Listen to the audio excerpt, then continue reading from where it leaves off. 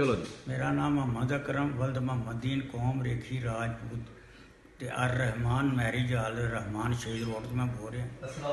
मैं जनाब इन्होंने ईद वाले दिन देगा दी पुलिस लैन गुजरात पुलिस लैन पुलिस लैन ठीक है जी। इन्होंने जनाब दी 94,000 का बिल से जे 50,000 इन्होंने दिता।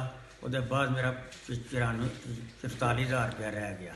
उसके बाद जनाब इलैक्शन होया आज़ाद कश्मीर का ਉਹਦੇ ਤੇ 30 ਦੇਗਾਂ ਦਿੱਤੀਆਂ ਬਿਰਿਆਨੀ गुजरात पुलिस ने दी ਗੁਜਰਾਤ ਪੁਲਿਸ ਨੂੰ ਉੱਥੇ ਹੀ ਬਹਿ ਕੇ ਇਹਨਾਂ ਡੱਬੇ ਭਰੇ ਤੇ ਸਪਲਾਈ ਵੀ ਉੱਥੇ ਹੀ ਖੜਦੇ ਰਹੇ ਨੇ ਬਹਿ ਕੇ ਹਾਲ ਦੇ ਵਿੱਚ।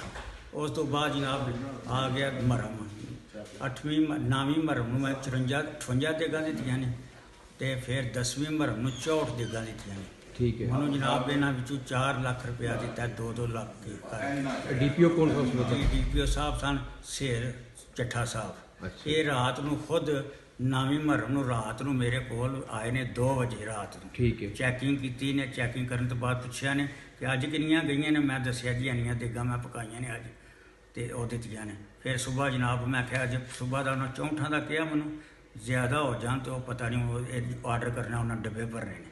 ਹਾਂਜੀ ਮੇਰੇ ਉੱਥੇ ਬਹਿ ਕੇ ਡੱਬੇ ਵੀ ਭਰੇ ਨੇ ਸਾਰਾ ਕੁਝ। ਇੱਕ ਪੈਸੇ ਦਾ ਜਿਹੜਾ ਨਾ 4 ਲੱਖ ਤੋਂ ਬਾਅਦ ਮੈਨੂੰ ਪੈਸੇ ਮੰਗਦਾ ਰਿਹਾ।